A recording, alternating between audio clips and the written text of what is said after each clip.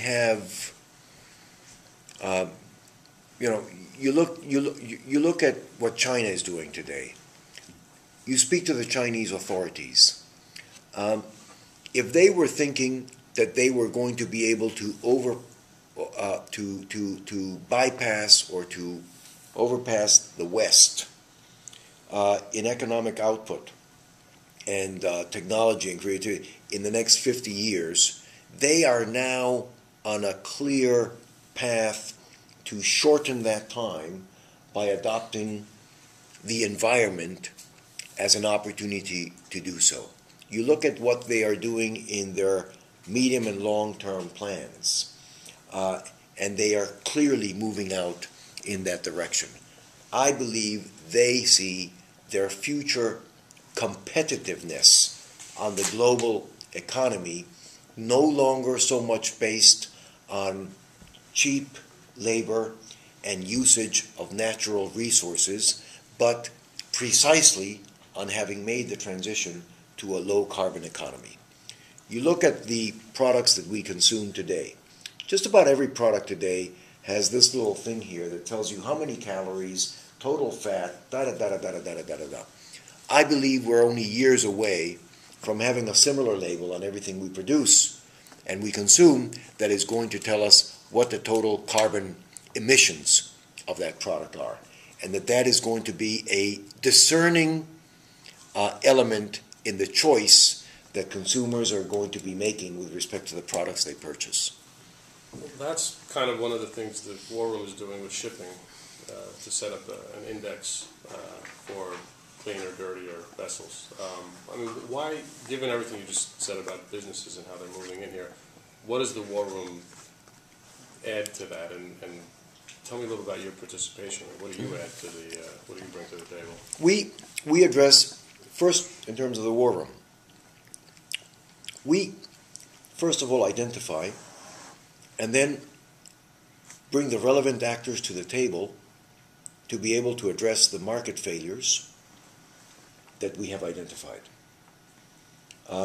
So the shipping industry, where I just met again 2 weeks ago with the CEO of Maersk in Denmark, with Mr. Anderson, is a classical example.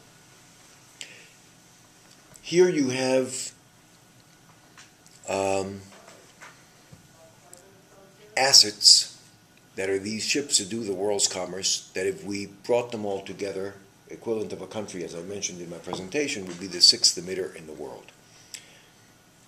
You put them into a dry dock, and you create jobs, and dry docks are usually in depressed areas of the world. You create jobs, you invest in off-the-shelf technologies, and you bring them out 3 or 4 weeks later, as I'm sure you're already aware of. And you lower not only the cost of transportation, but you also lower carbon emissions. The market failures there consist in that, to begin with, the owners of ships have no incentive today in terms of investing to retrofit the ships. And on the other side, the consumers of the transportation that ships provide don't know or can't get their arms around organizing how to lower the costs and benefit from the lower cost if the ship owners were to invest. So bringing those actors to the table, together with a form of regulation, in this case self-regulation, that comes from the, what do you call them, the cataloging of ships' efficiency ratings. The index. The index, thank you. The index. Bringing those components together around the table with the technology providers that now begin to see a market for their products, and the people that can bring the finances, that allows you to complete the circle. That is where I see the Carbon War Room as being very effective. It is in identifying, first, that the shipping industry was low-hanging fruit, 2, who are the relevant actors to bring to the table, so that we can work the market inconsistencies or failures out together, put some regulatory framework behind it, which in this case is a self-regulation of the index for the shipping, and that begins to then create all the necessary incentives for this to move forward. That is where I see our main value added. What do I bring to the climate, what do I bring to the carbon war room? Well, I've straddled both sides of the equation. I have been on the private sector side and I have been on the public policy side. So I understand the public policy frameworks that need to be put in place to make this a viable business opportunity. And with respect to the environment, I've also straddled both sides of the equation. I'm a professed tree hugger. I've sat on the boards of WWF and the World Resources Institute and the Stockholm Environmental Institute and the Earth Council Geneva. And while I firmly believe that all of these organizations play a very important role in advocacy, in broadening understanding with respect to the issues, in getting the word out there, in some of the research they do, in shedding more of a light on a specific environmental challenge, while all of that is very relevant and necessary, I am also firmly convinced that we don't solve these challenges unless we make it a viable business proposition.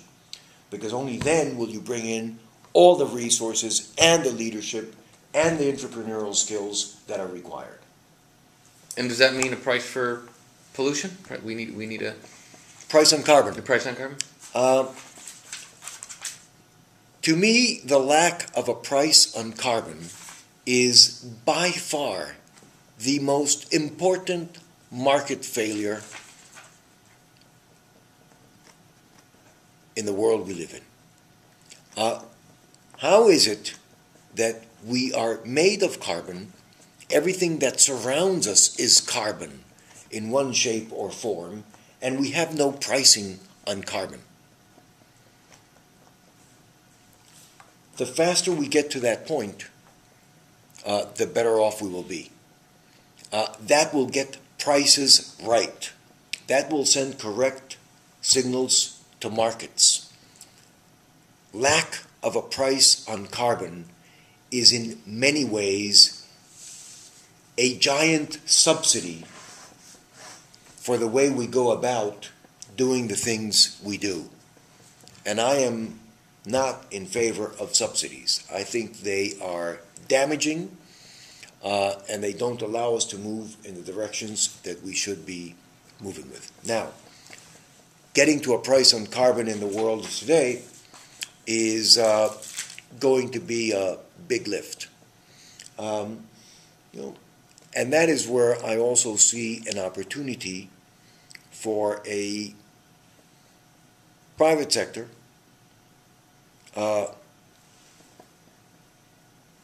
who is growing in understanding with respect to these issues to put pressure on governments around the world to begin to get the regulatory prices right. This is moving in this direction is not only good business sense, it is also an ethical and a moral dilemma. As I mentioned in the plenary here, there is no planet B. We need to get this one right. And getting this one right means moving in this direction. Governments are short-sighted. The long term of a government is the next election 4 years away. The medium term is the next poll. The short term is what happened yesterday. So by definition, these types of challenges do not normally appear on the radar screen of governments the way they should. There is a necessity for, on the one side, proactive NGOs that work responsibly in this space. And the Carbon War Room is, by the way, an NGO.